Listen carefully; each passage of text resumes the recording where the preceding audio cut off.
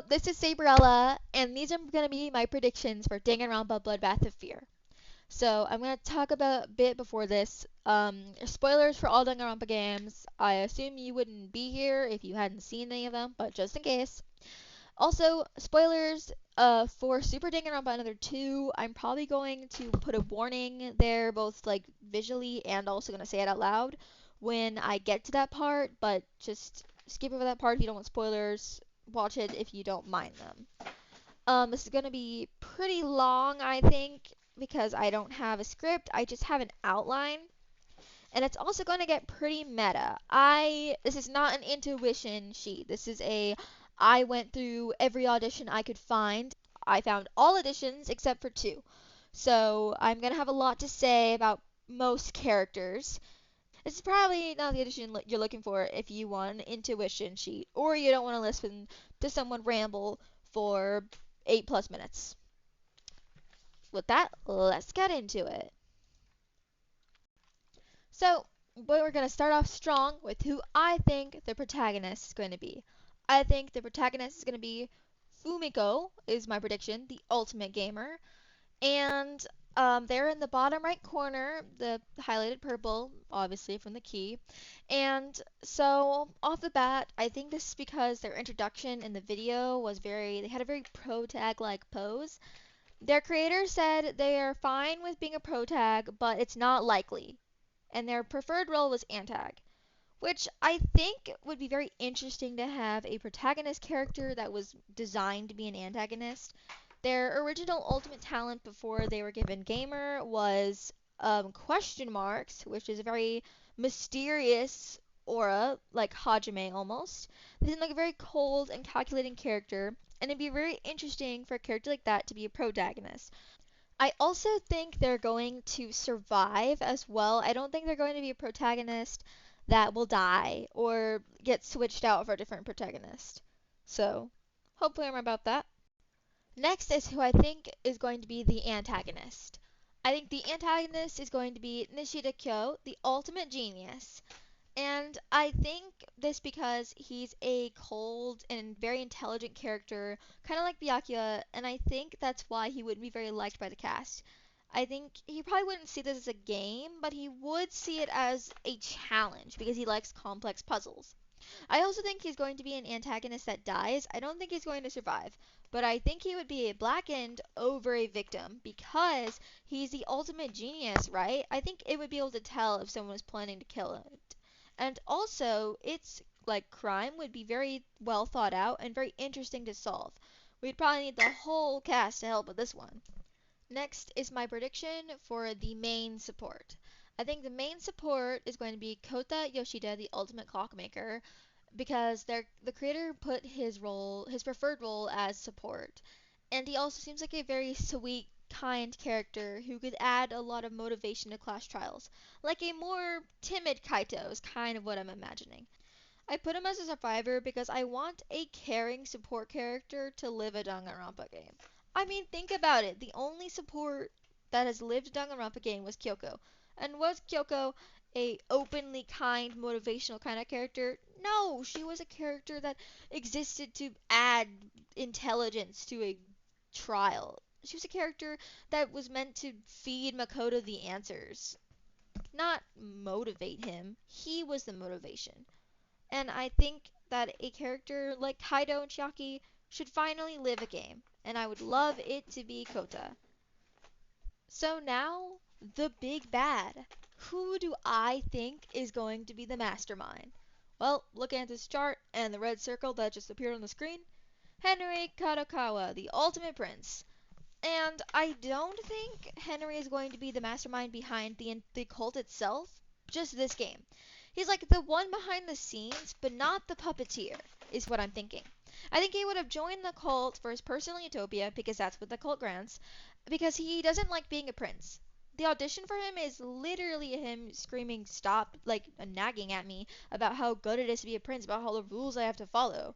Which is why I think he would end up not like wanting to be a prince anymore, having a personal utopia of being a normal person in a normal world, I guess.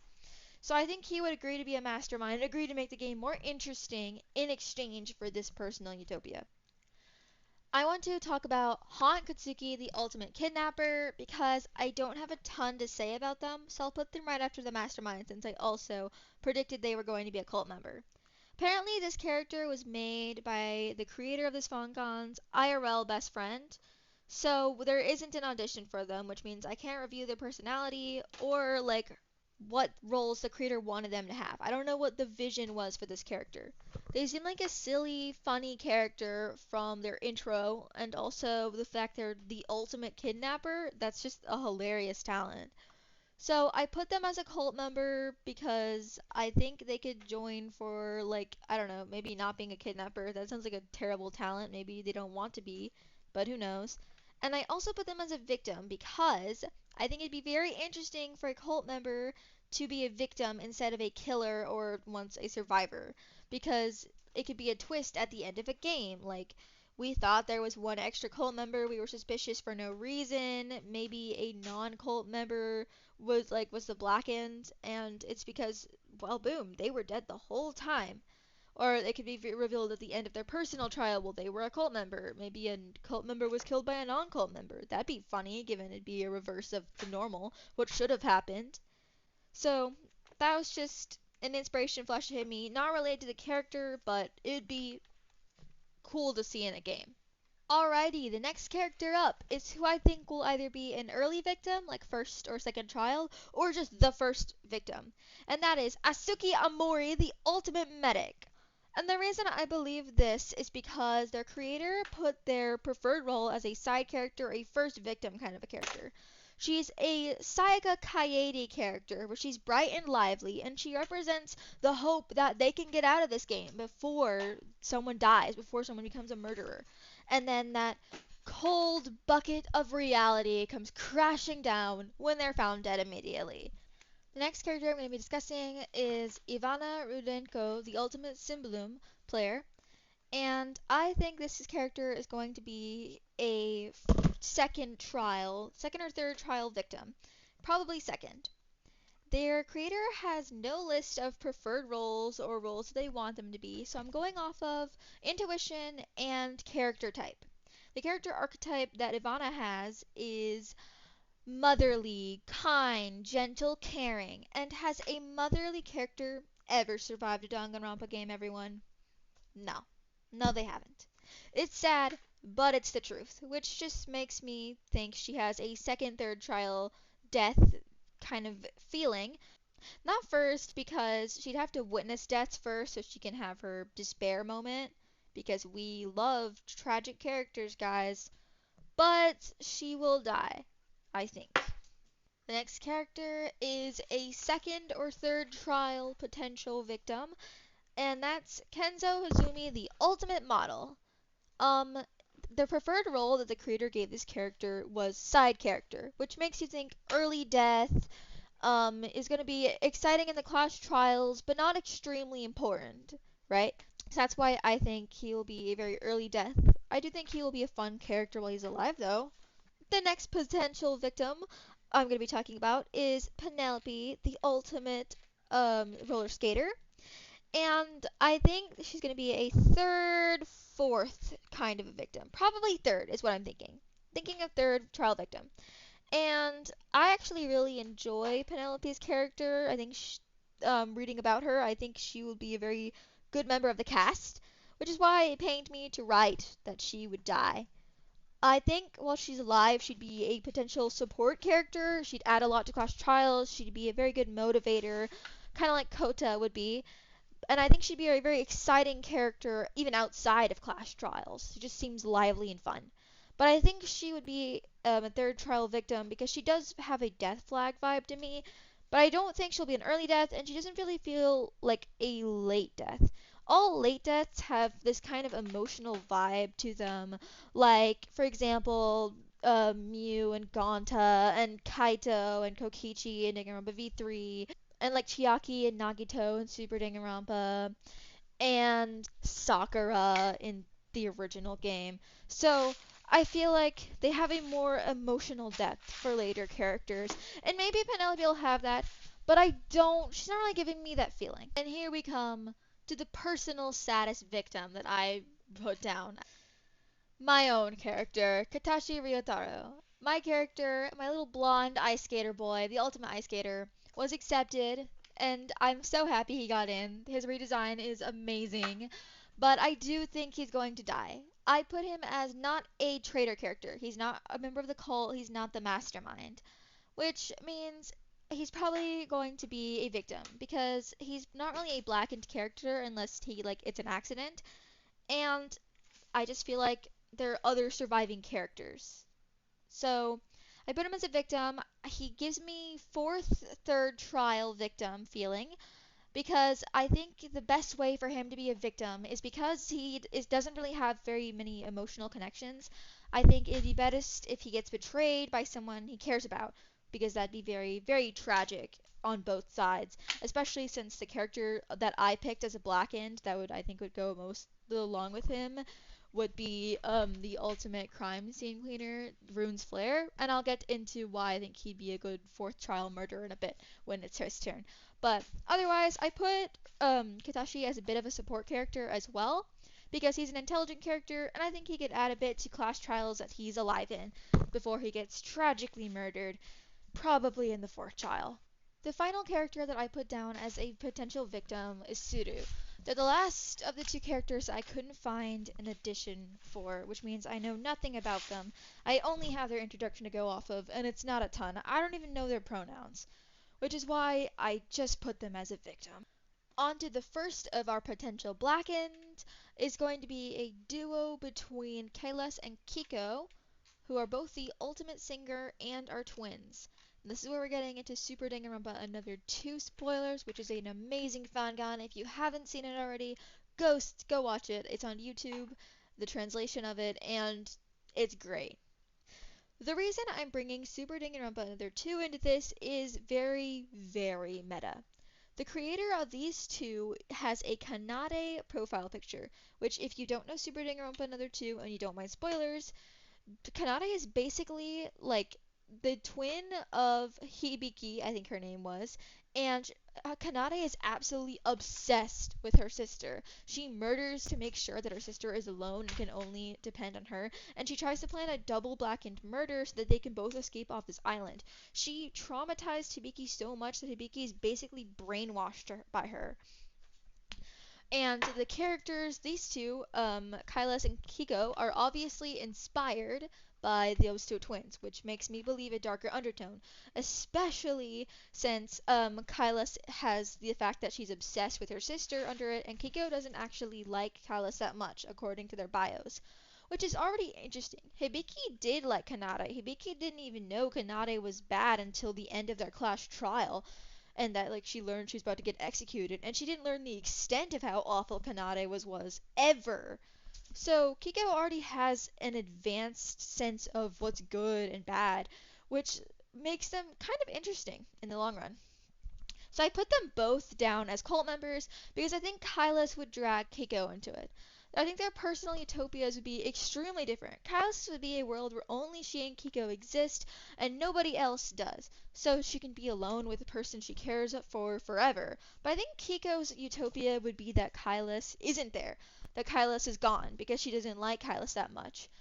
So I think that Kailas would kill in an attempt to make her personal utopia come true, because her obsession might mean that she's fine with the real Kiko dying if she gets to live with a fake one, or for like the rest of eternity. And I think Kiko would survive, because Kiko, I think it would be interesting if a cult member lived through the game. Our next potential blackened character is Rune's Flare, the ultimate crime scene cleaner. And I think he would be a fourth trial killer. And the reason I think this would be is because his fear is being forced to clean up another crime scene of a person he knows, because he cleaned up his mother's crime scene. And I think he'd be a great accidental killer, not a cult member. I think he would accidentally murder somebody, and I think it would be best if it was someone he was close to, so that he's forced to go through the trauma of cleaning up their corpse and their crime scene so that he won't get executed as a blackened. Only for it to be for naught, because he'll get caught anyways. That's also why, of the Blackens I picked, I think he would be the interesting murderer of my character, Katashi Ryotaro. Also, just imagine his execution being like him being forced to clean up the crime scene that he of the victim that he killed again, while the like quote unquote ghosts of his mother and that person watched on. I think would be a great execution idea. The next potential Blackened I'm going to be talking about is the ultimate artist Unotaro, and I was kind of torn on what to predict Unotaro to be, but I ended up deciding on Colt Blackened because Unotaro's dream was to become a detective, but he ended up becoming an artist, probably to make ends meet, given he has 19 brothers. What? So I think his personal utopia would be becoming a detective in a world where like solves a ton of murders and everybody likes him and he gets put on a ton of cases and just gets to experience the dream he always wanted. That's why I think he would be a blackened because he would kill for this dream. And also just imagine the execution with the fear of claustrophobia. How fun. The last character that I think is going to be blackened is Mitsuko Tanashi, the ultimate clown, and I actually don't think she's going to be part of a cult. I think she's going to be a red herring character who you think will be part of the cult, but actually won't be. I think going to be a trial 5 or 4 or potentially 6, depending on how long this fangan is, but around that area, probably 5, trial 5. And I think she'd get to that point because you'd be like, this character is going to kill, but then she doesn't. And then you're like, huh, maybe she's not a killer, but then she does kill. And you're like, okay, I expected that. But then she reveals she's not part of the cult, which would make you paranoid about the characters left because you thought she'd be the last cult member because at this point there's probably only one left, right? But it wasn't her, which means one of the characters you thought was innocent up until this point isn't, which she'd be a good red herring character. The first of the final two characters I think is going to be a survivor is Rowan, and that's because their creator said that they were not okay with this character dying or being a mastermind or a cult member. Which, since I think that there's going to be different characters for protag or support, that means they're just going to be a survivor. And the final character we're going to be discussing is Amelia, who was given the talent of Ultimate Florist. Her creator did not give her a list of roles that they would prefer she would be, so I'm going off of personality here. I was originally thinking she was going to be a victim. However, suddenly I got a flash of inspiration. She kind of reminds me of Himiko from Danganronpa V3, and Himiko's whole thing in Danganronpa V3 was that she was living on to carry the love Tenko and Angie had for her. She was proving you could move past your pain, and she was staying because otherwise that whole plot would have felt pointless, not in a despair way, but in a hollow way. So I think she's going to be the timid, kind Himiko of this game, where she gets close to two characters or more, and they die, and so she survives to carry on what she felt for them, what they felt for her. A representation of hope, if you will, a representation of what people leave behind when they die, which I think is a very wholesome place to end on. And that was it. Hope you enjoyed my predictions. This is turning out to be just under 20 minutes from my editing so far, which is wow. Oh my gosh. This is painful to edit, and if there's any grammatical mistakes, I'm so sorry.